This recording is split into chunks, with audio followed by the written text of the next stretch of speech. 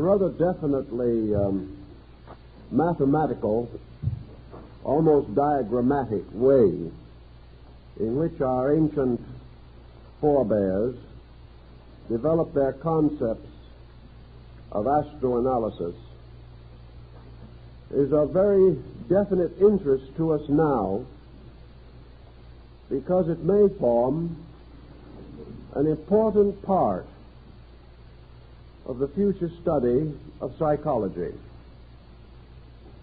Many things that do not seem probable at a given time become more probable as our knowledge enlarges and our tolerance broadens. The general psychology as we have it is very close to astrology in many of its techniques even now, and the similarity is almost certain to improve with years. The ancients evolved a system of basic concepts as to the use and abuse of sidereal energy. Also, the ancients perhaps were among the first to recognize the universe as our principal conditioning environment. We cannot escape entirely the influence of the way of life in which we exist as creatures. This way of life was not devised by us, but constitutes a vast universal background within which we carry on our own assorted projects. We are therefore creatures possessing a measure of individuality, continually using and abusing energies. The natural use of energy is always to affect normalcy, to result in an harmonious adjustment between the individual and his world. The abuse of energy always threatens this harmonious adjustment. And when this adjustment is at part at least destroyed, the person himself suffers from the consequences. This suffering, of course, extends beyond the individual and may very often become world problem. Problem is always the result of the lack of harmonious use of energies. This lack may arise from ignorance, in which the human being simply does not know how to use energies that are vastly beyond his own comprehension. The second cause of trouble is a calculated effort to exploit or pervert energies, as we find in individuals who have permitted selfishness and other faults to dominate their conduct. Where we are unable to cope with energy because we do not understand it, we proceed by way of trial and error. We attempt various experiments with life. This experimentation has been going on since the dawn of time. And from these experiments we learn certain useful facts. We learn to a measure at least what we can do and what we cannot do safely. We realize that certain causes inevitably produce consistent results. And wherever we find that a cause produces a detrimental result, or a result which is not harmonious with our security and well-being, we make note of this. And from the note so taken, we have developed a variety of beliefs and opinions. Inasmuch as the vast collective in which we exist has anciently been regarded as a divine structure, and the mysterious laws governing it have been regarded as the will of God, it became obvious to primitive people, strongly religious in their inclinations, that the universe was constantly attempting to teach us something, and that this revelation was the revealing of the will of God for creatures. From this revelation of the divine will, we are reasonably certain that most of our scriptural writings originated. They came from persons who were inwardly illumined to the degree that they apprehended or understood certain operations of natural law which were not obvious to the average semi-informed person. From the same contemplation, philosophy gathered most of its ethical structure, its recognition of right and wrong, its ability to formulate codes, political, cultural, ethical, for the improvement of society and the perpetuation of worthy and proper institutions. From this same general reservoir of observation and reflection came also the beginnings of science, the recognition of those laws with which man must cooperate, laws which also continually invite an improvement and enlargement of human empire. Thus, from primitive observation, perhaps on the fields of Babylon long ago, Western man gained his point of view. He also learned, as he went along, that this point of view was not imaginary. It was not merely something he had conjured up out of his own imagination. This point of view was rooted and grounded in real observational knowledge. It proved itself again and again, and wherever man attempted to deviate from these basic courses, he found himself in trouble. All of this forms together a kind of world psychological science, a science of the understanding of the principles operating the life forces with which we exist. And in the effort to understand these forces, man turned not only to the vast universe around him, but to the smaller universe within him. He became convinced in his own way that his body was a kind of miniature of this universal pattern, that through the study of his own parts and functions, through a gradual analysis of his own nature and character, he was able also to arrive at useful knowledge, factual knowledge, suitable to assist him in the perpetuating of his own purposes, especially if these purposes were worthy and proper. Man therefore learned that his body has its laws, that these laws depend very largely upon the larger pattern which is their source, but that universal procedure is continuously operating in human life, and that man himself must keep the same rules within his nature that he must obey in the larger world about him. Naturally, all human beings desire health and happiness. And out of a study of nature, man has discovered something about the laws ruling health and happiness. He learned, first of all, that for him a happy, healthy condition must arise from obedience. He must keep rules. He must discipline himself against the natural instinct and tendency to regard himself as a completely free and ungoverned creature. He must also be aware that self-government itself is not sufficient unless this self-government is rooted in an understanding of universal law.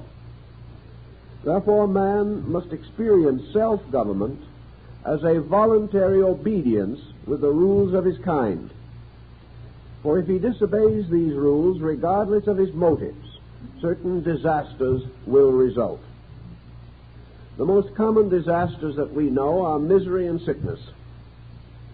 Misery being largely an emotional mental problem, in which the individual becomes culturally ill. Pain or sickness represents interference with the normal function of physical law. We observe that certain inharmonies arise within the body. Unless these are corrected, the body must suffer. And we have come to know, finally, that the body cannot be merely exploited by its owner. The body is not merely here to permit the individual to do as he pleases. It is here to permit him to function normally if he does as he must or as he should, or as intelligence indicates would be desirable for him. Out of this series of observations, our primitive ancestors in medicine, particularly, came to the conclusion that health arises from an harmonious use of energies. That health, in order to be maintained, must have beneath it an enlightened purpose in conduct. Health must be watchfully guarded. It must be cultivated as the natural and proper state of man. Health is not extraordinary.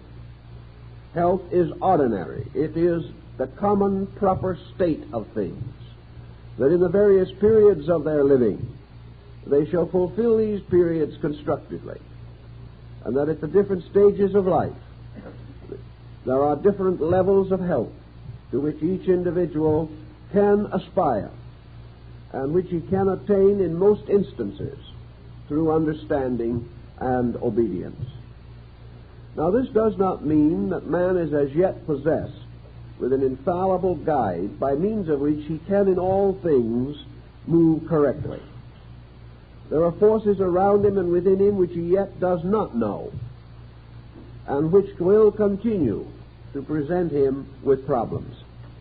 These problems are invitations for further thoughtfulness, in order that he may gradually conquer the unknown and apply his newly made discoveries to the security of his own existence and the way of life for those around him. This is, in a sense, a summary of astrological philosophy, and while it may be derived from unorthodox sources, I believe that we will ultimately learn that it is essentially true, reasonable, and proper. In fact, perhaps more of common sense than that which now passes for scientific exactitude.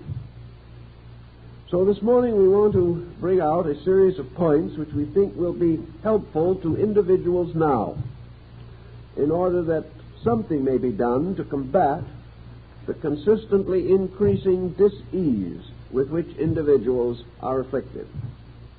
Now, if this morning we do not make a series of wonderful, optimistic remarks about all the different signs and their peoples, please forgive me. We are not here this morning to say how wonderful we are. Everyone knows that already. We are fully aware of our achievements and our accomplishments. What we are looking for at the moment is weakness. We are looking for our mistakes in order, if possible, to correct them. We are looking for the things we do not do well, the infirmities and misfortunes which burden us. These constitute our problems, and our problems represent achievements yet to be made, whereas our comforts and conveniences perhaps bear witness to the adjustments we have already accomplished. Therefore, let us say in this way that in astrology, each person born within a certain complex of time and place is endowed with conditioned energies. These energies represent an inheritance. And just as the individual may inherit means, or wealth, or property, or chattel, so he may inherit tendencies, qualities, attributes, aspects of character. Now, when we think of inheriting, we think very largely, really, of the donation of our forebears, which may become the heaviest burden we have to carry. But our inheritance is also from space. Our inheritance is from some deep root of consciousness within ourselves, which lies beyond the ordinary gifts and legacies. We have all inherited a place and a time in existence. And in this place and time, we must work out the patterns of our own potential. In order to do this as effectively as possible, we must be aware that there are rules. We must know what we can about these rules, and we must try to apply them to the personal situations that affect ourselves. It is, of course, not unreasonable to assume that most persons know they live in a world governed by law. We are aware of this intellectually. We are not fully aware of it emotionally. And we are seldom aware of it when it interferes immediately with our ambitions or desires. Thus, although we accept certain principles, we do not apply them. We do not live according to the laws we recognize as real. We do not live according to the laws of God or of nature, and we resent rather heartily the laws of man.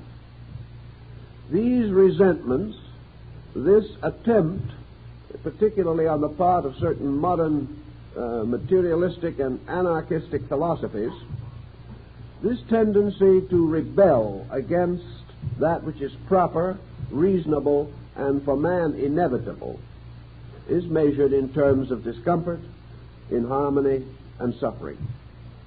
So we start with one rather simple and obvious rule, that if we are not a secure, happy, adjusted, and reasonably healthy person, there is room for improvement.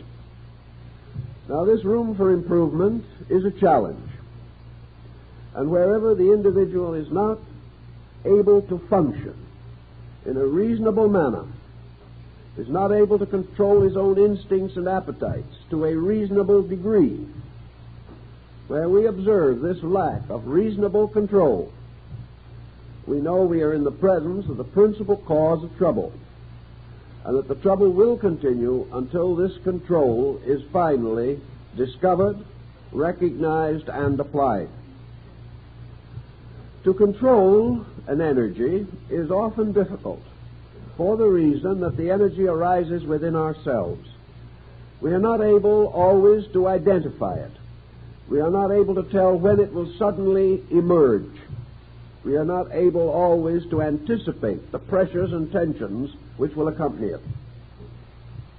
Thus, many of these experiences come upon us unawares, and before we realize what has happened, we have already made several unfortunate decisions. In the Western way of life, one of our reasons for trouble is our haste. We allow nothing to mature. We are not a contemplative people. We do not sit down quietly with ourselves. We do not have enough inner communion with our own natures to be able to say to our various pressures, "Be still." We are their victim. They come upon us while we are under other pressures.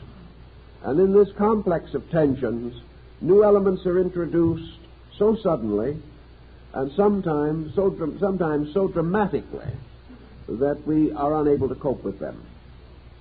One of the first problems, then, is to attempt to prevent the exceptional or extraordinary pressure from arising.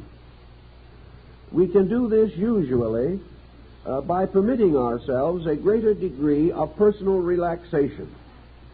Relaxation does not mean laziness.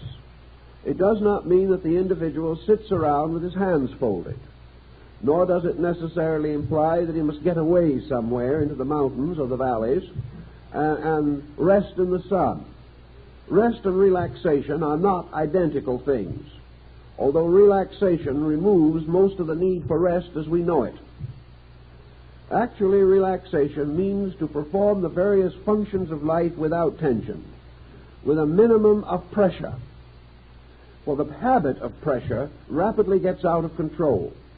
Once we become accustomed to doing things pressurefully, we lose the ability to do them graciously.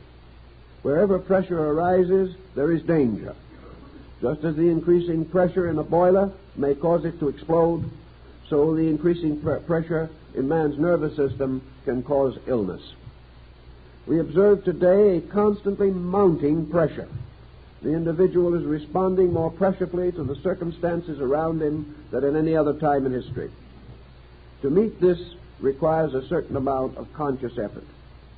We must resolve within ourselves to relax pressure, to achieve what we can achieve without this tremendous sense of tension. We may feel that pressure hastens results, that without this pressure things would take too long to happen. Actually, pressure does not hasten any constructive result.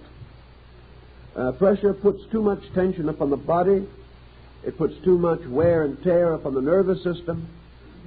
Pressure is like whipping a horse carrying a heavy load. The horse may be able to struggle on more rapidly for a few feet, and then it drops dead. There is no solutional result to be gained by whipping the body, the mind, or the emotions in the effort to accomplish some particular unit of business or other activity. Some signs of the zodiac are more pressureful than others. Some reveal their pressures more immediately.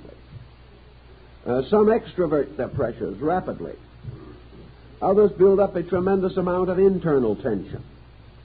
And this is perhaps the most dangerous that we have to face. Internal tension, however, is not limited entirely to a type of person. Internal tension is a defense that can arise in all types of individuals under certain types of intensity. Up to a period of, say, 50 years ago, your extrovert and your introvert were two very clearly distinguished groups. The extrovert was simply a natural person who exhibited his feelings intensely and obviously. The introvert was an individual who naturally concealed his feelings out of timidity, out of reticence, out of some form of humility or modesty, or perhaps more dramatically out of fear itself. Today, however, introversion is becoming an artificial habit in the lives of people originally untouched by it. We are all becoming more introverted because of the apparent hopelessness of the environmental situation. We find more and more difficulty in extroverting reasonably. It appears that we are living in a world moving so rapidly and under such tremendous compulsions that there is very little to be gained by coming out, saying anything, doing anything, or being anything. Thus, we have a tendency to fall back into introversion, even though we may not be what was originally termed an introverted type. Introversion may result from discouragement as to the ability of the individual to cope with any physical or environmental circumstance. Being hopeless and sensing helplessness, the person may simply retire into himself, carrying a greater and greater amount of internal load, locked in a greater and greater degree of internal intensity. Obviously, the more this intensity builds up, the more dangerous it becomes. The more mechanically organized, the more industrialized and standardized a culture becomes, the more difficult it is for the individual to find self-expression. Lack of self-expression contributes to frustration. Where the person can make a useful contribution to a way of life, he has every incentive to be useful. Where his contribution is neither recognized nor accepted, he gradually becomes discouraged. Therefore falls back into himself, building defenses or escapes according to his natural attributes. Today, our large defense mechanism, of course, is the magnitude of world affairs. Our escape is into trivia, into any form of unreasonable activity which seemingly gives relief for the moment. Thus, the boundary lines of types are not as clear as they used to be. More and more persons are involved in large patterns over which they cannot exercise adequate management. They are more and more victims of situations apparently beyond control. This requires a new ordering, a philosophic ordering of life. The ability of the person to recognize the dignity and significance of the integration of himself. That where we cannot change other things, we still have the privilege of improving self. We have an opportunity to learn rapidly the importance of a sufficient internal life. A life that is made rich without the necessity for visible attainments. A life that is purposeful even in a society which may not recognize the purposes with which we are most concerned. The result of a purposeful organization of ourselves is that we do become an increasingly powerful minority of integrated persons whose opinions, attitudes, and achievements are available to society when society is willing to accept them. And also, we have then a voice which we can use increasingly for the good of the group. We become less likely to be moved by propaganda and common prejudices. We are not so quickly affected by negative circumstances. And as a result, we do not panic. And where emotions of panic diminish in society, many of the mistakes of society will in this way be corrected. Even today we observe the detrimental result of panic, of mania of masses, of groups of persons moved by propaganda or other forces to excesses not natural to them. These situations must gradually be brought under control. Thus, we have in astrology not only a key to a world pattern, we also have a useful text for the integration of our own natures. And it is on this level that we wish to particularly approach the subject at this time. The person is able, if he so exercises his abilities and capacities, to direct his own life, to correct those faults within him which are obviously contributing to his troubles, and also to develop new and positive values which will contribute to new and positive solutions of problems. A problem person, to a degree at least, is an impoverished one. A person with problems is usually a person who has not much else but problem. He does not have an adequate allotment of values which are not problems. He is not able to turn from his problem thinking to other constructive, well-organized areas of mental, emotional activity. Working with people, I have observed that the person in trouble is usually a person who has not built much of anything but trouble. He has not recognized the possibility of a rich and valuable personal life. He has not given himself adequate mental and emotional outlets of a constructive nature. He is not interested in enough good to overcome the pressure of misfortune when it arises. Here we have the same problem that confronts the man retiring from business. If at the age of retirement he has not built sufficient interest, his health will most naturally decline. If, however, his retirement is a new door opening into a well-planned future, he is very likely to break the insurance statistics and collect his funds much longer than he would otherwise. Many persons have considered this an end in itself, and have felt that the longer they lived, the more completely they revenged themselves against insurance probabilities. It's a rather negative approach, but it's better than nothing. Each sign has certain tensions or tendencies which may have an effect upon life. Now, we cannot go into all of the machinery of astrology at this time. We have to hope that you will have at least a broad concept of what we are talking about without going into every harrowing detail. But we do know, for example, that the signs of the zodiac are divided into two groups, which are called positive and negative. The positive signs being those of odd number, the first, third, fifth, seventh, ninth, 11th signs. The negative or receptive signs are the even numbers, 2, 4, 6, 8, 10, and 12.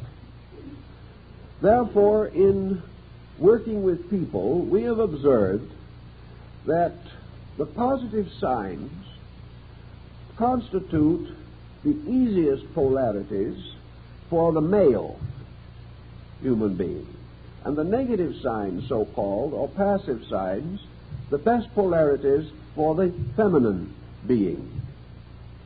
This means that actually positive and negative, as conceived in China, were not to be termed merely good and bad, but positive being the sign of aggression or the outmoving of qualities and values, and the passive signs having more to do with the internal, intuitive, inspirational, emotional, psychical phases of experience. Therefore, a man who is born under a positive sign naturally receives a certain cooperation of energy. The sign is most appropriate to his obvious existence. A man, however, born under a negative or feminine sign has already here a certain type of conflict. Now, this conflict may not be in any sense bad. Nature does not create bad. Nature, however, does demand more, where it presents opportunities demanding greater adjustment. As in the case of the man, so with the woman. A woman born under a masculine sign or a positive sign has greater difficulty balancing her own femininity. And unfortunately, when either the masculine or the feminine polarities are off balance, this unbalance is not an attainment or achievement. It is a liability. It is a difficulty that has to be faced. In order to understand this situation, then, we have to realize that the man who is hypersensitive, being born under a feminine sign, intuitional, more or less internal in his thinking, more or less positive in his emotional reflexes, subject therefore to a certain negativity of outward personality, has greater difficulty getting along, either with men or with women. The woman on the opposite polarity, born under a masculine sign, presents more drive than is natural or normal to her kind, is less adaptable and adjustable, less able to complement someone else in marriage, less able to quickly and immediately assume the maternal role in motherhood, less willing to permit her children to grow up, but continuing a positive, dominant attitude over them. This type of woman may succeed better in business, but may pay for this achievement in terms of psychic peace of mind. Thus, wherever we have these cross polarities, we also have the beginning of a kind of tension. We have not anything wrong, because actually the consciousness of man is androgyne. The psychic life is both male and female. But when this psychic life moves through a body of the opposing polarities, the body and its pressures, its temperament, and its tensions make it more difficult for that person to function harmoniously. The object intended is, of course, obvious. Nature is not so much interested in the happiness of means as it is in the dignity of ends. And therefore, nature is working for a very definite purpose, namely to gradually diminish these opposites, to cause the individuals involved to become more aware of the psychic polarities of each other. For it is only through these inner experiences that this mysterious interval between the sexes can ultimately be psychologically bridged. As long as the two polarities remain totally distinct, they may harmonize a little better in physical activity, but their mutual understanding is not enriched. Nature is working for this enrichment, and therefore is constantly placing individuals in positions and conditions in which they become more and more aware of the function of opposite polarities, this awareness arising within their own consciousness as a result of this situation that I have mentioned. So here we have one of our problems in psychology. The hypersensitive man and the materially, intellectually aggressive woman. Now, both of these situations have tremendous values. Actually, your highly sensitive man has given us our world of arts in a very large degree. It was the sensitiveness of Michelangelo or Leonardo da Vinci or the great Raphael that was represented in the tremendous artistic achievement which these men contributed to society. It is the mysterious, sensitive, almost maternal dedication to the needs of other persons that has transformed Albert Schweitzer into a world hero. If he had been a true, rugged, masculine intellectual, he would not have done what he did. On the other side of the ledger, we realize the tremendous contribution coming into society through the scientifically trained woman, the philosophically trained woman, who is able to bring her emotional life into a more dominant place in world affairs, where the tremendous contribution of the psychic and intuitive polarities can become useful in the management of world pressures and tensions. The balance to be attained is well worth the price. But in the transition, both types pass through growing pains, which are very uncomfortable, represented by confusion in character balance.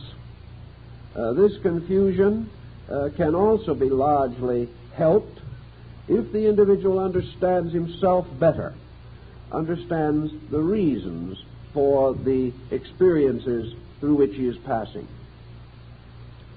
Now, in a brief way, in the length of time that we have, we want to suggest certain general points to persons born under the different signs of the zodiac. We must remember, however, that we are not working from properly calculated nativities. Therefore, it is quite possible for any single individual to be an exception to the patterns we point out. We do not expect these patterns to fill completely. We do not expect every individual to recognize himself in these patterns. But at the same time, from a more or less empiric point of view, these patterns are still usually operating to some degree, although this operation may be modified in any particular instance. The pressures themselves are classical. They are almost certain to appear in some way, and it often becomes helpful if the person, knowing himself better than anyone else can ever know him, takes over certain keynotes and tries to explore his own personality, to discover how these principles are operating in him.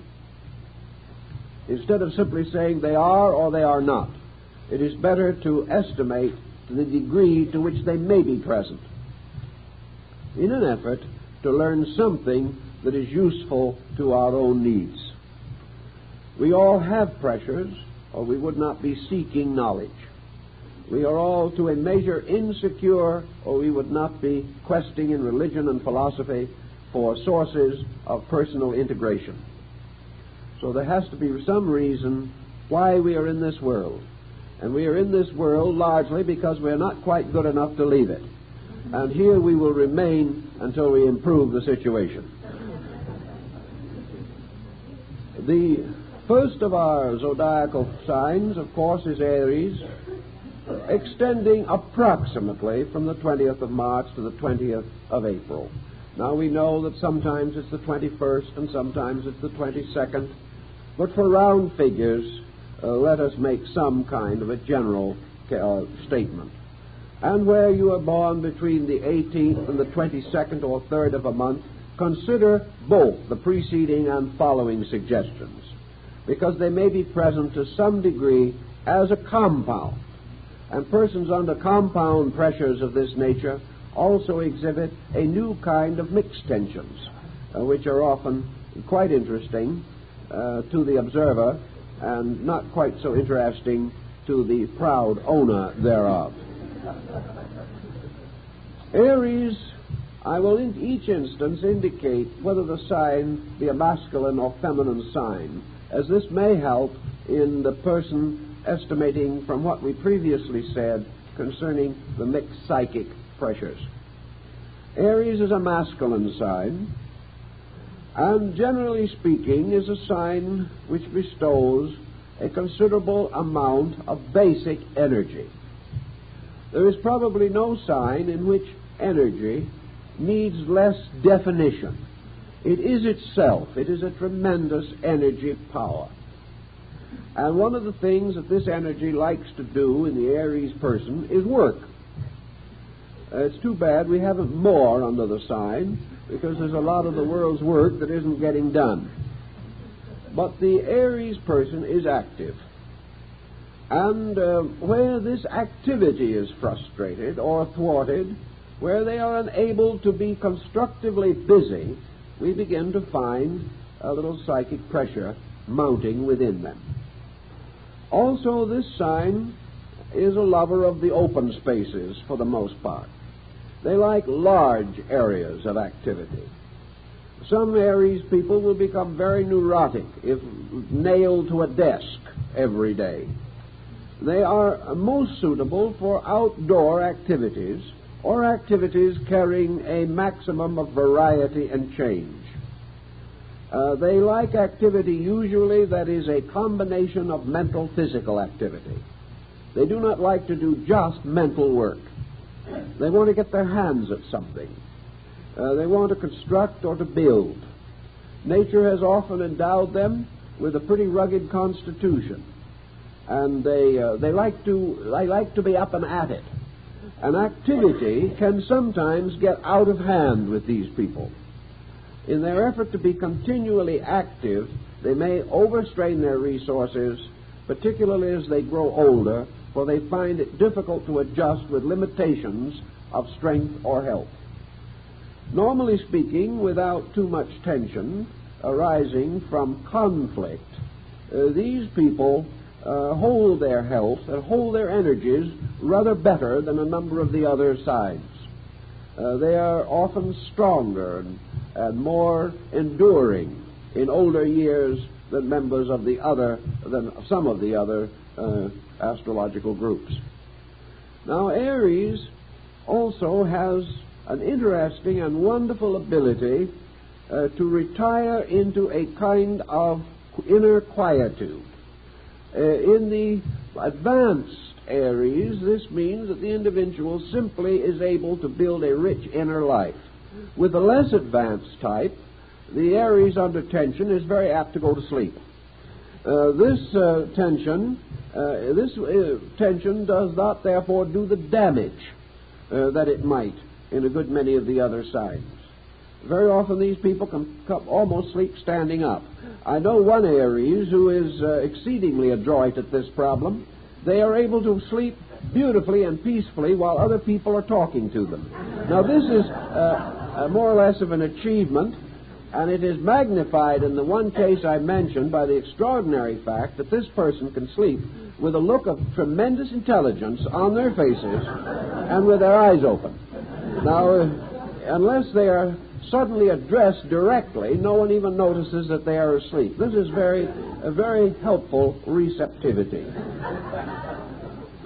Many Aries persons have, by their peculiar strength, drawn to themselves heavy problems. They have drawn long-range loads to be carried. Some of these loads are pretty difficult, but the Aries person has a jaunty way of carrying them that is almost unbelievable. It is because in an emergency the Aries person can simply relax almost without trying. All this helps in many ways, but because of their natural activity in life, the sign is subject to accidents. It is subject to long, enduring difficulties arising from accident or injury. This may mean that it must carry with it through the years some at least minor physical problem that is not going to clear up entirely. Even so, this is carried with an amazing degree of fortitude. The people are patient but active. They are perfectly willing to permit energy to be used now, at the same time they can and do project long-range plans. The Aries person is at a great disadvantage if they develop insomnia. Therefore, it is quite important for them to watch their sleep and to watch their ability to relax when they are not engaged in activity. These people need considerable sleep, and where they are denied it for too long a period of time, it will produce difficulty. Because of the natural allotment of energy in them, these people also become tremendously disturbed if this energy suddenly seems to diminish. The Aries person is almost unable to bear the experience of being tired. It seems to strike against them psychologically. They become a little panicky if they suddenly find they cannot do the things which they are accustomed to do. This is about their weakest point, and they have to work with it as much as possible. Their largest and happiest situation is where they can be pleasantly, constructively engaged in a variety of attitudes or works requiring considerable physical activity. The main psychological fear is that they have not really ever adjusted to sickness. And sickness, therefore, presents a little psychological emergency. They have not adjusted too well to age. Therefore, limitation of activity must be met with a kind of quiet, contemplative courage. Many Aries have sharp tempers and are quick-tempered, but not generally given to grudges. But as they mature, the Aries person's temper becomes remarkably even, and as a result of that, their health remains surprisingly good over a long period of time. They are in many instances an excellent example of how an energetic person can at the same time conserve resources. There is not much tendency to waste energy. There is very little tendency to argument or discussion about things, but a simple, direct doing of that which is next. And in this simple, direct doing, a wonderful conservation of resource. These persons should, however, not worry too much, not create negative imagination about health or circumstance, try to be as contemporary as possible, and enjoy simple things every day. This is the way in which their health, their energies, can be best sustained. They are not too involved. The Aries woman is somewhat more involved than the man, because her energies are more like his. They are more active. They do things more. And in so externalizing their energies, they often get themselves into a position in which they can be accused of driving or dictating or attempting to dominate. Thus, again, with them, achievement must be smoothed out, or else resistance will cause psychic stress. When people resist them, they fight harder. The real secret of the problem is when someone resists, relax, and in due course of time, try again. But if you fight through too hard, you will waste energy, and no man today has energy to waste. From the 20th of April to the 20th of May, we have the Taurian person. And while they are generally represented as being bullheaded, this is not their real problem. Taurus is a feminine sign and presents greater difficulties to men than to women. By its very nature, Taurus is imaginative. It is also, down inside of itself, rather easily frustrated. It is defeated more quickly than some other signs. There are a lot of fears lurking in the background of the Taurian personality, and they often come through in the form of an extraordinary appearance of aggressiveness, which is not actually their real nature at all. There is an understratum of melancholy. There is a tendency to fall into negative feelings. There is a tremendous psychic restlessness, great difficulty in settling down to something. The person does not become a routine person too well, and they have a great many fears locked in their personalities. One of the common fears of Taurus has always been the fear of age. The Taurian person is a youth worshipper. They are very much impressed by appearance. In a Taurian, a gray hair is a disaster, and immediately you have to treat it accordingly. I've watched gray-haired men with their first gray hairs appearing, Taurian men, sitting patiently pulling them out. This, however, ultimately becomes a losing game. The least you can say is that you will lose all the hair. But these people are afraid of age, not so much because of its infirmities, but because of this tremendous, almost veneration for youthfulness and a complex about the mirror. There is, the symbol of Venus, which rules Taurus, is a mirror. And the Taurian, looking in the mirror, gains from what he sees a considerable part of his daily psychology. This appearance must be optimistic and satisfactory, or the day does not go so well. The Taurian, therefore, needs to have a true philosophy of beauty, which the sign itself implies. It needs to recognize the beauty and dignity of youth, and also the beauty and dignity of maturity. It has to realize that beauty is not only youthfulness, but graciousness of consciousness, and that a beautifully lived life will result in a subtle atmosphere of beauty accompanying the individual long after physical charms may have a tendency to deteriorate.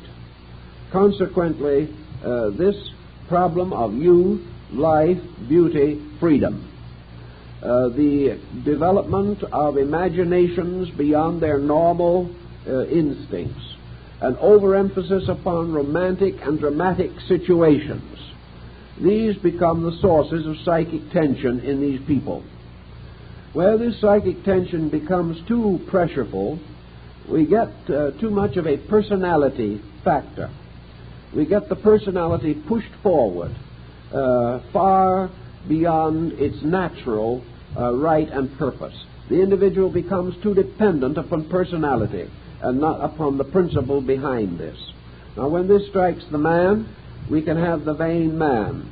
We can have the egocentric individual, the man who becomes too much locked in the importance of his own personality. And under some conditions, this may lead to a very aggressive dictatorial attitude, or to a tremendous sense of defeatism, or a neurotic tendency developing within the person. The problems are largely emotional, but the answer to them always is the recognition that beauty is a therapeutic agent if we use it correctly. But it must be used correctly or it will not achieve its proper ends. Now, the Gemini individual from the 20th of May to the 20th of June presents an entirely different type of psychological integration problem.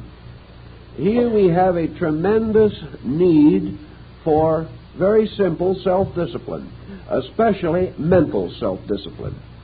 The individual must be taught the importance of straightening out his own thinking.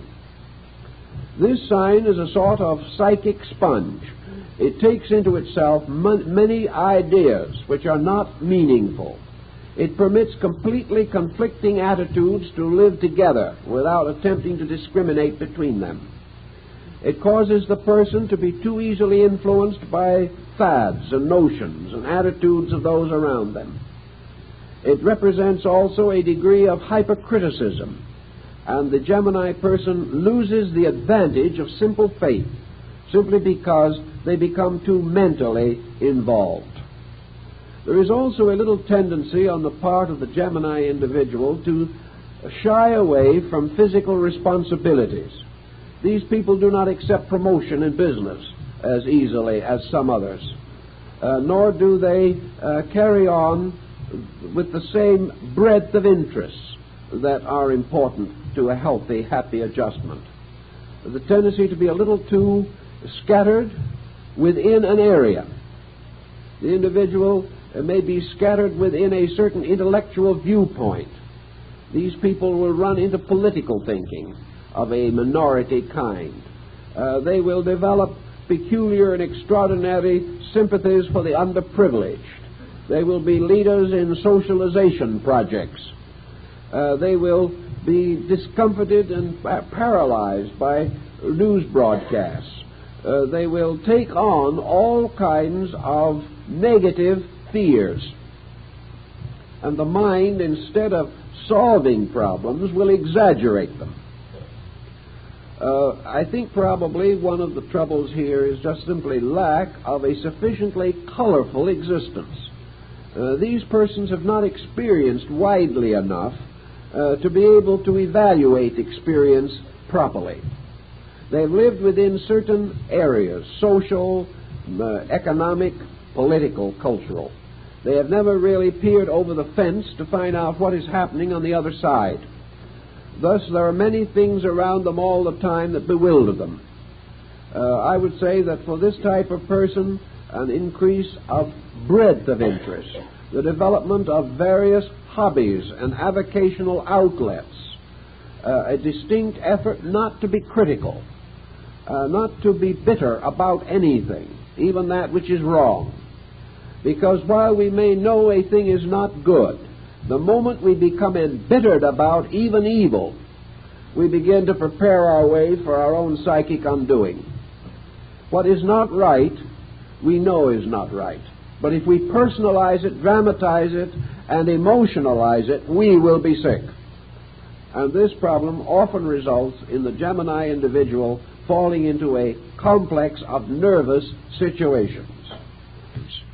It's very good for the Gemini person to learn to sit down quietly and enjoy the good book, enjoy a pleasant conversation, and to enjoy sometimes small things of no great importance, and not to become critical and feel that if they're not at this moment engaged in a cosmic enterprise, they're doing nothing. These people become very impatient with other folks and their small purposes. This is a very serious mistake, because there will always be other folks and there will always be small purposes. And from perspective, maybe ours will be among the small purposes, although we do not believe it at the moment.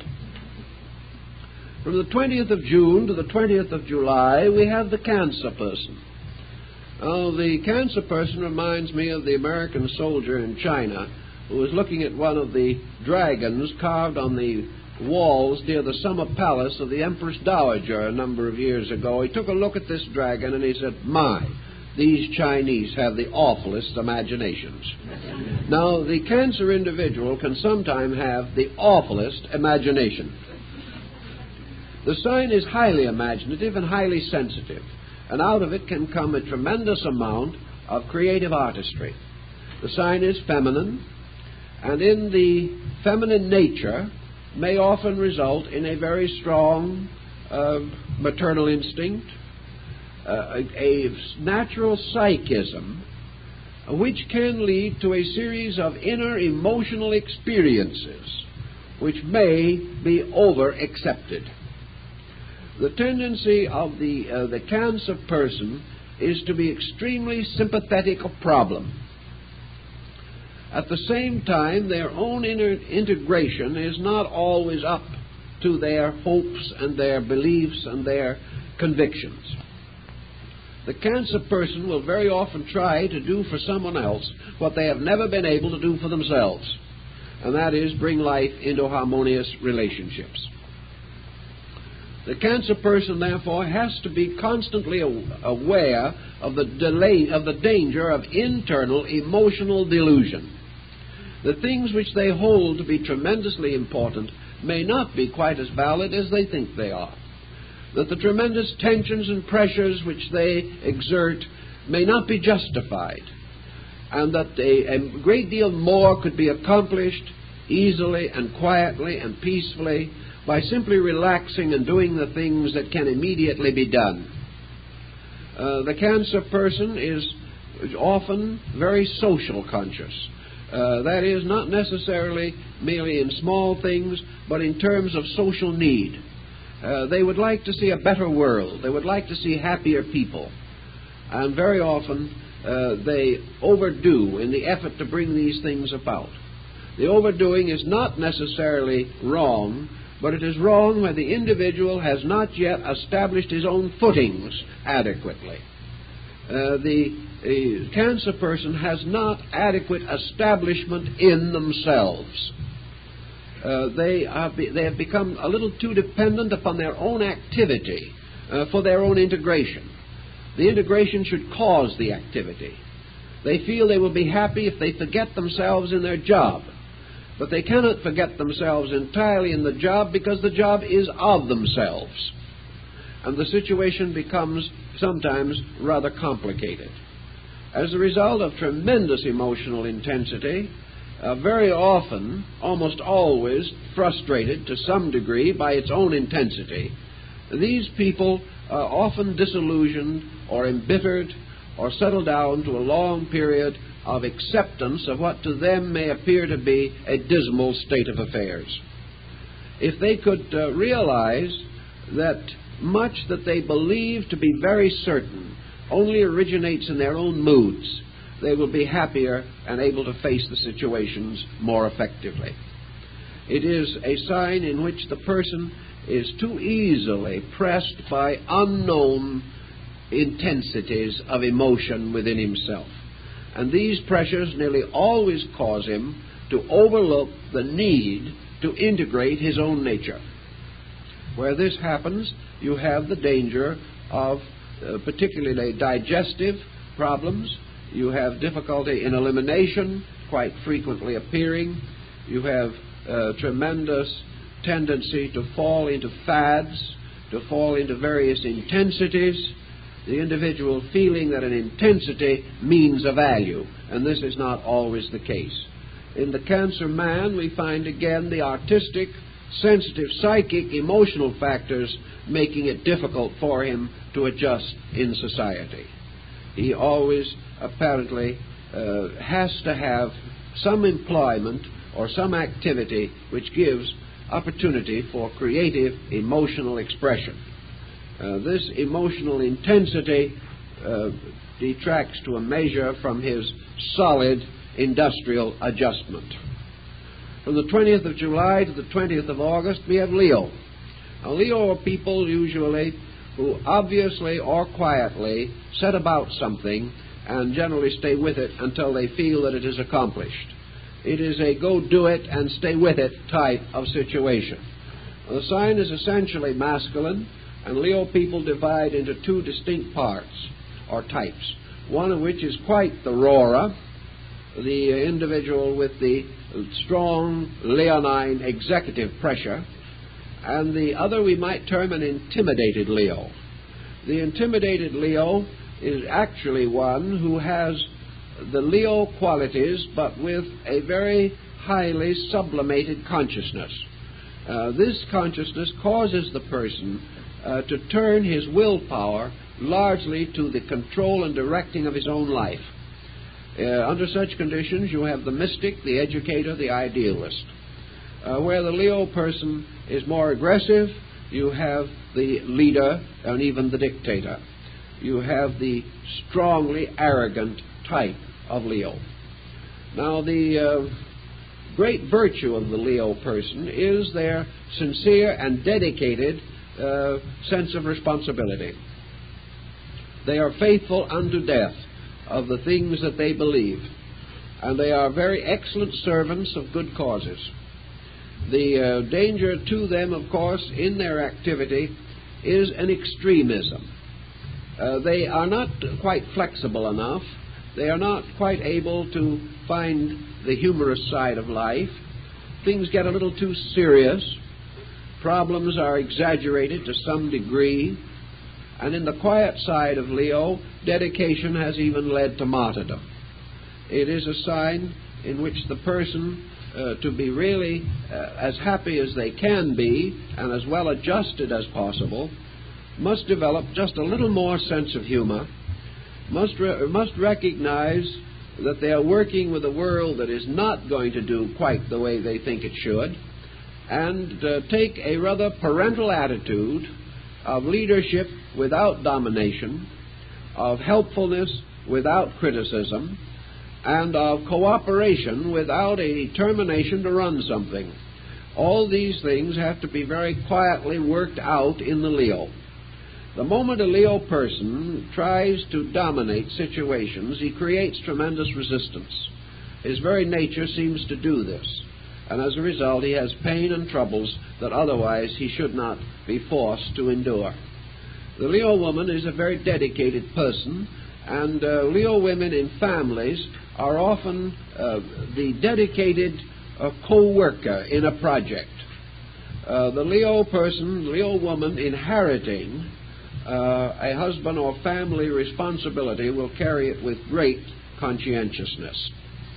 Also, they will remember persons whom they have admired. They are hero worshippers, and they are particularly dedicated to the perpetuation of the work of the dead, particularly some close person, leader, or object of respect in their lives. They will continue continuing allegiance to that over a period of years.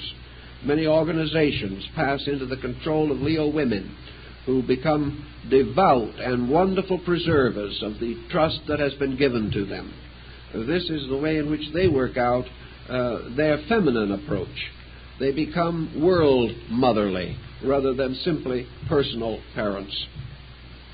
The Leo person, because of their pressures, has some enemies, has some opponents, is open to criticism, and where this gathers too much momentum may result in sickness. They are subject to falls, dizzy spells, and injuries of a minor nature involving the heart. They are sometimes subject in older years to difficulty in locomotion, but for the most part they get along fairly well if they are able to sort of graciously warm up their programs so that they do not appear to be merely forcing situations. From the 20th of August to the 20th of September is the Virgo person, which is a feminine sign. And the Virgo individual, generally speaking, is also rather the nervous type, more or less introverted by nature, very often successful in forms of humanitarian enterprise, especially involving health, as doctors, nurses, therapists, and persons of that nature. They have a great love of helping the sick. Very often Virgo persons, by their natures, being somewhat negative, have a tendency to draw things to them, and they draw problems. They have a magnetic fascination about them, which causes persons weaker or more helpless to move in. This situation often throws the Virgo person into a long-range responsibility program. A program of taking care of, helping, guiding, leading, directing, sustaining, supporting, and holding up somebody. This can become more or less tiresome. And as a result of it, the Virgo individual becomes a little negative, a little disillusioned, a bit pathetic sometimes, and gets a sort of internal feeling that they are being well imposed upon. I have news for them. They are. But at the same time, I've known cases where things were done to put it right, and the Virgo person was utterly miserable because he just couldn't get along except when he was imposed upon. Those were his best moments. Well, if he can handle it without getting sick or getting irritable, nervous, or troubled, all right. But the tendency is for them to absorb into themselves these problems and then spread the problems in the area of their own activity. the Virgo physician has to be careful that he doesn't discover in many of his patients some particular ailment with which he is peculiarly interested. He has a tendency to sort of pass on these things in this way. Virgo persons, being by nature nervous, being by nature perhaps a little unable to control their tendency to sort of chatter along their way of life, should cultivate again as much philosophy as possible, deep values with which to balance mental pressures, and a very broad, tolerant, kindly, relaxed relationship with life. Otherwise, you're going to find too many nervous ailments appearing, too much tendency to fatigue, and a little negative melancholy slowly creeping in to color the life rather drably. They mustn't reach the situation in which they must be busy every minute or miserable. There must be a way of not being quite so busy and at the same time being happy, pleasant and integrated and adjusted. By this procedure, all things go a little better. The Virgo man, because of the negative endowment which he has received, is apt to be lacking in a necessary degree of aggressiveness for family leadership or for advancement in business, and he is apt to be engaged in some line of activity which does not demand too much creative imagination. Therefore, he needs creative imagination rather than routine to enrich and perfect his life. From the 20th of September to the 20th of October, we have the Libra person. And the Libra individual is one in whom frustrations very often have almost immediate results. The frustration being pressure. The Libra person being a very willful person, being a person with tremendous determinations, and to a certain degree an instinctive tendency to try to aggressively influence other people, must learn that all of this procedure will shorten life and shorten happiness and will result in serious detriment to the various metabolic processes of the body. The person who is too dominant, too aggressive, has metabolism troubles. And these in turn can lead to many other situations. So that the Libra person must let down the drive by means of which they are pressed to either supreme achievement or nothing.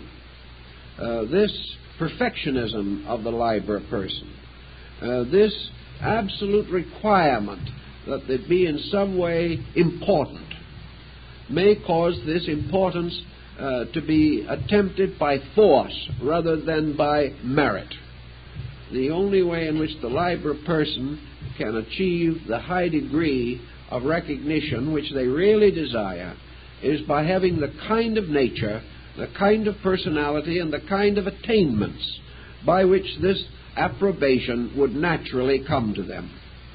If it is not obvious and they try to force it, they lose friends, they create for themselves isolation, and bring a great deal of unnecessary criticism upon their own heads. Therefore, the problem of Libra is this problem of building firm merits under a very deep, broad understanding of life.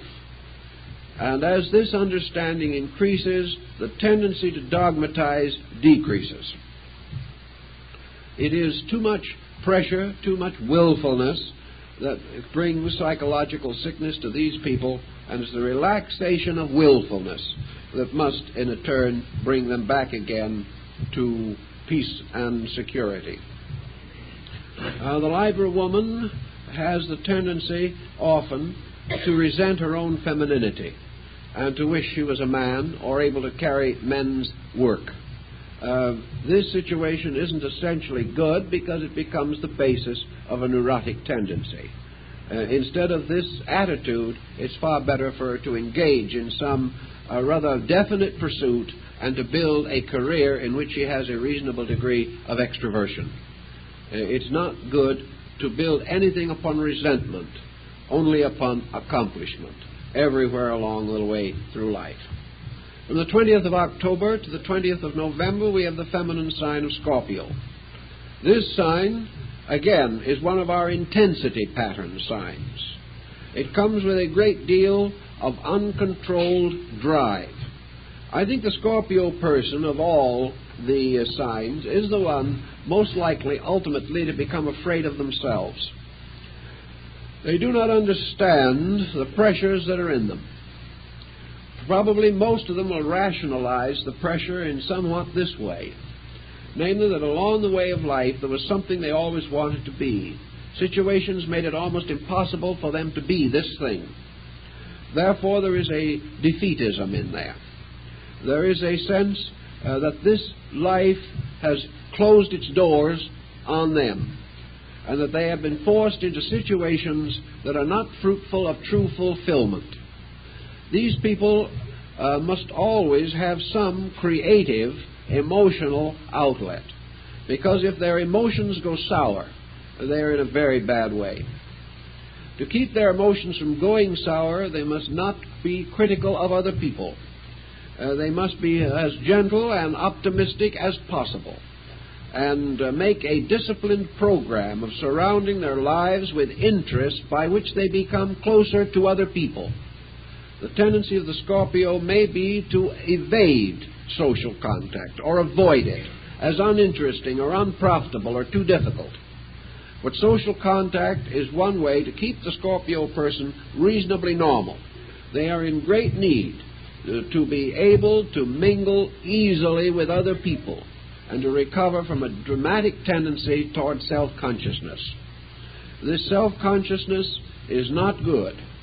It leads to physical problem, and very often these individuals suffer from unusual tensions involving the spine and involving the sensory perceptions, and they frequently have trouble with their eyes. So this sign, in order to gain its adjustment in life, must get away from a certain self-centered focusing, by means of which they become shy or unadjusted socially. They must be able to relax and find for this drive that they have within themselves, which is almost a blind drive, they must have for it a variety of useful, happy, well-adjusted outlets. And the best outlets for them must be in creative fields, in creative art, self-expression, or production of self-created artistry or craft work. Their best work is in creativity, which is generally denied to them in their ordinary vocational activity. Creativity for them is the most important phase of their lives. This sign, incidentally, carries almost the same recommendation for the ladies. It is again creativity, escaping from pattern or drudgery or order or rhythms which become boresome. Every Scorpio woman must have some psychological outlet that is interesting. And if they haven't found what is interesting, they must realize that it is because they have not been interested. And to be interesting, things must awaken interest in us. But there are many things, particularly of a more serious and important nature, which Scorpio people can find to be extremely interesting. From the 20th of November to the 20th of December, we have the Sagittarian. And the Sagittarian is often one with too many interests.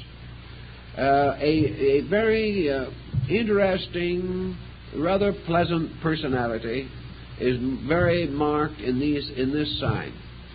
But it is also one which is distinguished both in men and women for lack of, we might say, self-control. This sign has to look out for the misuse of escape mechanisms. The individuals born under it must not run away from facts. The tendency is to obscure facts, to hide them in one way or another, and to develop surface projects which are not consistent with inner convictions. This leads also to one of the great dangers of the sign, namely intemperance. And in many cases, the alcoholic problem has ruined the life of a Sagittarian. But if this forms one kind of habit, we know there are many other habits quite socially acceptable that can also have a detrimental effect. And one of the problems with the Sagittarian is the danger of developing a success fixation. The importance of succeeding, the status symbolism. These things very often must be considered. Also, the temperament of the Sagittarian, particularly the Sagittarian woman, often gravitates against a successful marriage. And as a result of being a little too critical, a little too demanding, and perhaps a little too extravagant, the Sagittarian woman has got to guard her home, or something may go wrong in it. The tendency also, finally, with the Sagittarian person is to live through an adventurousness into a final state of more or less quiet security. In the long range of things, the Sagittarian often comes to a very happy and fortunate situation. But they have to come to that after they have exhausted a series of false situations with false glamour. The earlier, therefore, that the Sagittarian can discriminate real value from appearance and can turn from appearance to value, the sooner they can do this, the more quickly they will avoid the pressures and tendencies which affect the sign. The sign is affected by surgery. Usually there's at least one major surgery or danger of it. The sign is affected to a measure at least by fears, negative fears, and by defeatism, and often by a pattern of life in which the individual has sacrificed too much in the vain effort to try and succeed. The merit system must be strong, the person must be relaxed, and the effort to succeed must never reach a point of compromise. If we compromise with principles, the Sagittarian does not do well. Religion frequently becomes a strong factor in bringing the Sagittarian person to final integration. Now, the next sign is Capricorn, from the 20th of December to the 20th of January. This sign has as its principal adversary in terms of psychology and health a certain setness or fixedness of attitude. It is present in both the men and the women of the sign. This sign, there is not a great deal of inconsistency between the two, except that, strangely enough, the women seem to appear the more ambitious of the two in this particular group. The Capricornian person has to be careful not to become set in ways, for anything that becomes set becomes crystallized. The Capricornian cannot afford to settle down into any attitude or condition or even into a place which will have a tendency to close in upon them. Everything closes in on them if they are not careful. This closing in restricts perspective, restricts opportunities and privileges, and gradually causes the individual to develop physical tendencies of crystallization, rheumatic problems, and chronic difficulties arising from chronic attitudes. Now, from the 20th of January to the 20th of February, we have the Aquarian folks. And here again, we have a nerve tension problem. We find that in this particular sign, although it is masculine, that the ladies have a better adjustment frequently than the men. The Aquarian woman is inclined to be vivacious, attractive, personable. She also has a bright and sparkling type of nature, which is not always the result of having had an easy life, because many of these people carry quite a good deal of tragedy in their inner consciousness. But they rise above it rather dramatically, and for the most part spend their lives in a sincere effort to try to work out constructive ways of using their energies. They're quite the organizers, they're quite the inspirers of the people around them. The Aquarian man is also along somewhat more scientific lines, inventive and creative. In almost any field of activity, however, he is apt to be a little critical because his mind works quickly, and he is apt to outthink the boss, which can be a serious mistake in business. He can also have a certain kind of honesty, which is easily hurt and afflicted. He does not like to compromise his principles for any reason. This can also be a financial hazard at the present time. Actually, the Aquarian is best suited to some form of individual business or in a field activity in which he has very little contact with the politics of the organization in which he is involved. He has a natural dislike for politics, a critical attitude towards the machinery of management, and prefers to be on his own. This is for one of two reasons, either because of principle or because he is not able to control himself. Now, if it is due to the latter of these two, if it is simply unwillingness to be disciplined, he should put himself in a position where discipline is inevitable. But if it is simply because of real conviction, that discipline in this case represents compromise of principle, then, of course, it is his right and his proper duty to remain true to principles. It's an analysis of himself to determine whether he is using his principles or merely making evaders out of them.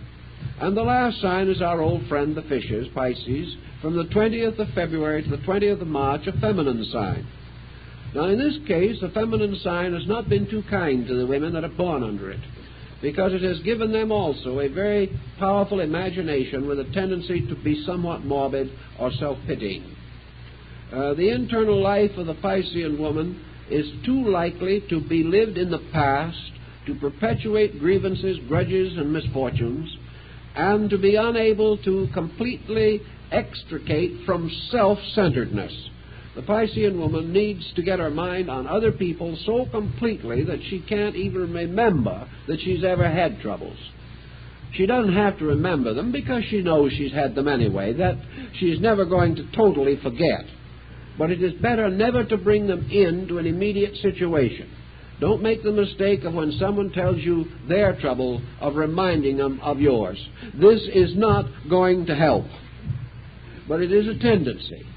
There is a tendency also for things that happened in childhood and long ago to sort of come out and overshadow. The tendency of the past or that which is gone to rule the living. This tendency should be coped with, and every effort made to give it greater vitality. The Piscean woman probably needs more education, more activity, more professional life than the majority of the other signs. She needs a definite area of public service if she can possibly attain to it. The Piscean man is very often the clergyman or the psychologist or the doctor or something of that nature. He is inclined to be, as it is a feminine sign, he is inclined to be passive, introverted, imaginative, and creative within his own fields. With him, however, the energy problem becomes more or less continuously acute through life. His energies do not sustain him. And one of his ailments, as a result of his lack of energy and not too robust health, will often involve circulation, nervousness, fatigue, and diminution of the sensory perceptions and faculties.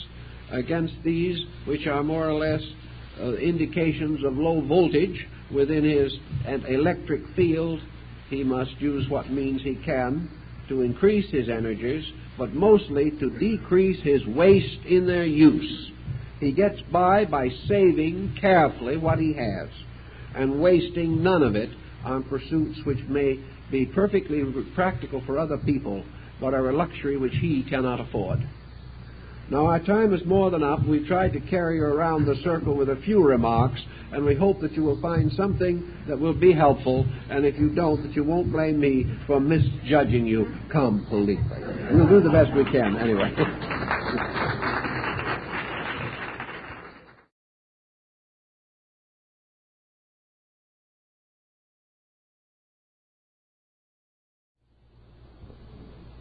rather definitely mathematical, almost diagrammatic way in which our ancient forebears developed their concepts of astroanalysis is of very definite interest to us now, because it may form an important part of the future study of psychology. Many things that do not seem probable at a given time become more probable as our knowledge enlarges and our tolerance broadens. The general psychology as we have it is very close to astrology in many of its techniques even now, and the similarity is almost certain to improve with years. The ancients evolved a system of basic concepts as to the use and abuse of sidereal energy. Also, the ancients perhaps were among the first to recognize the universe as our principal conditioning environment. We cannot escape entirely the influence of the way of life in which we exist as creatures. This way of life was not devised by us, but constitutes a vast universal background within which we carry on our own assorted projects. We are therefore creatures possessing a measure of individuality, continually using and abusing energies. The natural use of energy is always to affect normalcy, to result in an harmonious adjustment between the individual and his world. The abuse of energy always threatens this harmonious adjustment. And when this adjustment is at part at least, and that man himself must keep the same rules within his nature that he must obey in the larger world about him.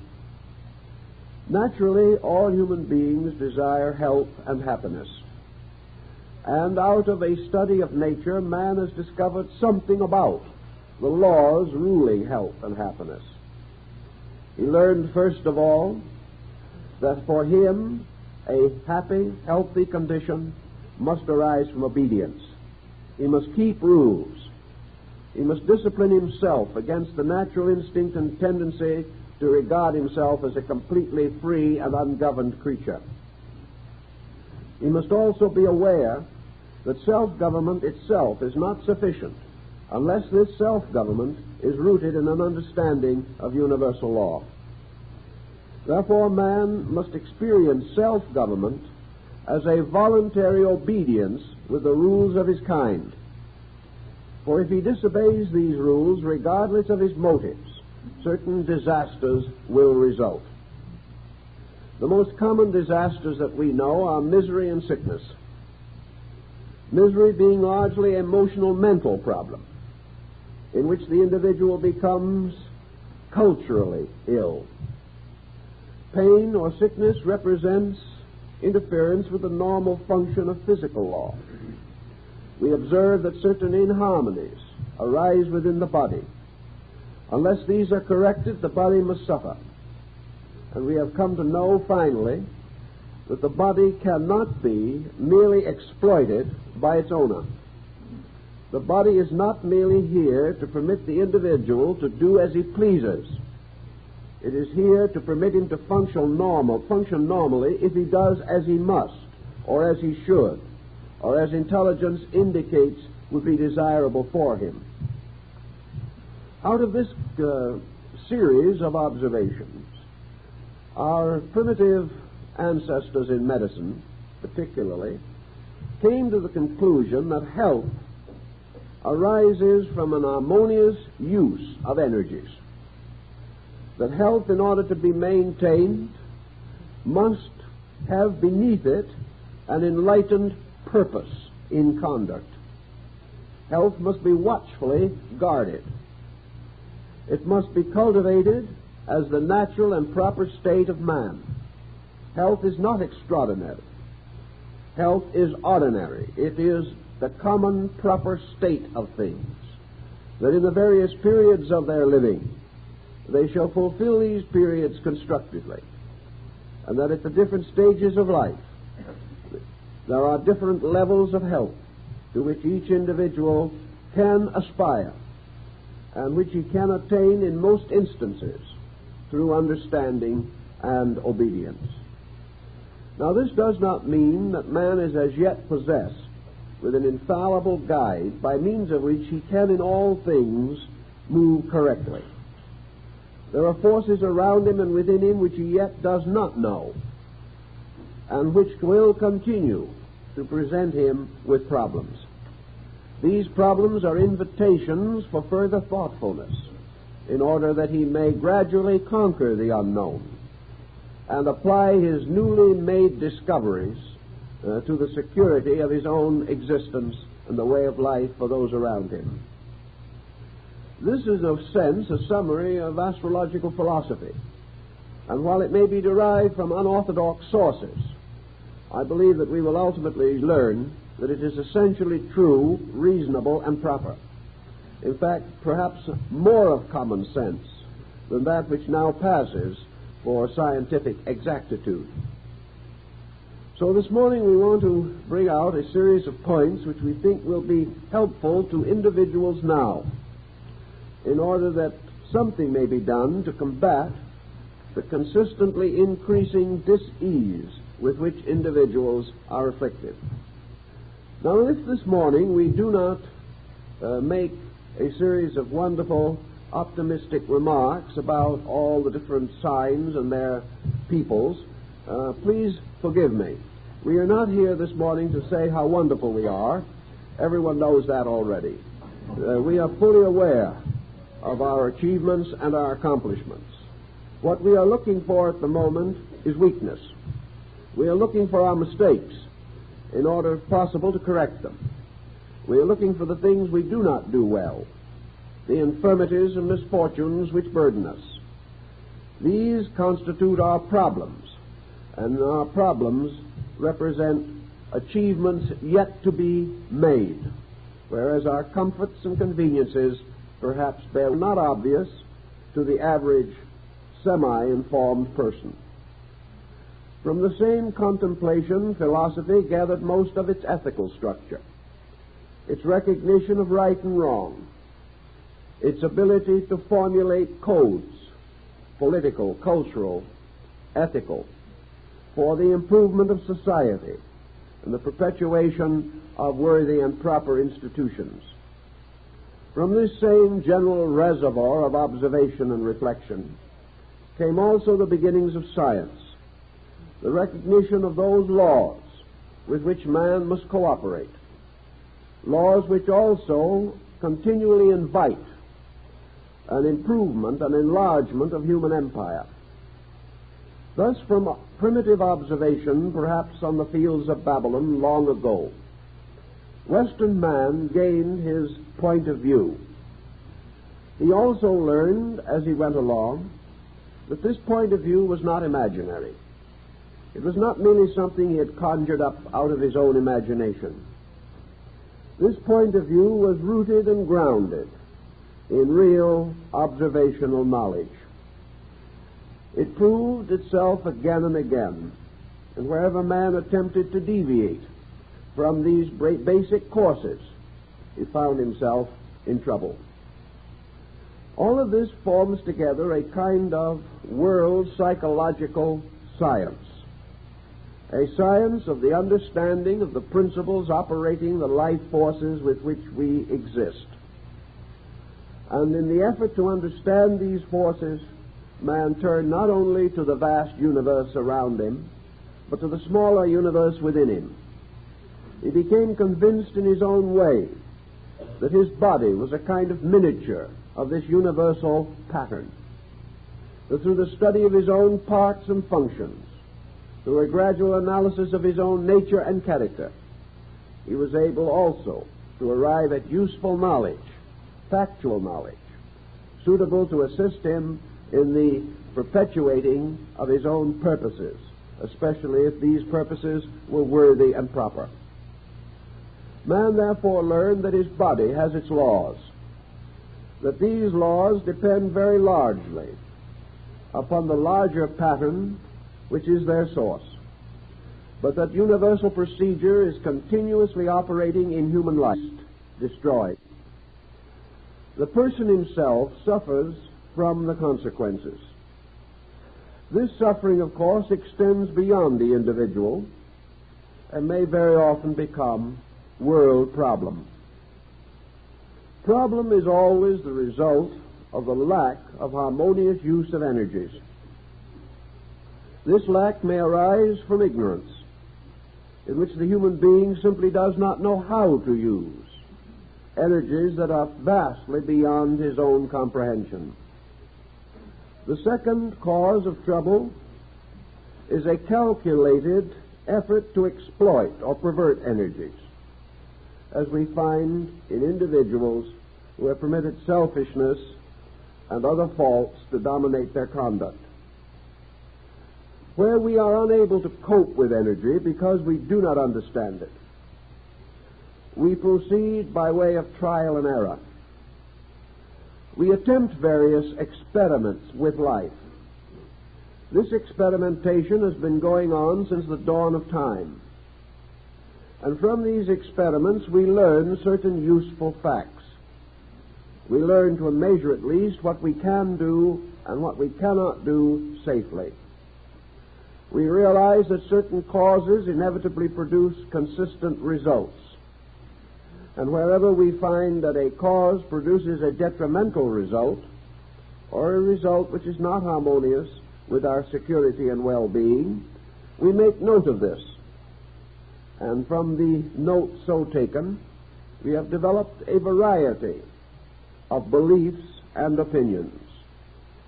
Inasmuch as the vast collective in which we exist has anciently been regarded as a divine structure, and the mysterious laws governing it have been regarded as the will of God, it became obvious to primitive people, strongly religious in their inclinations, that the universe was constantly attempting to teach us something, and that this revelation was the revealing of the will of God for creatures. From this revelation of the divine will, we are reasonably certain that most of our scriptural writings originated. They came from persons who were inwardly illumined to the degree that they apprehended or understood certain operations of natural law which were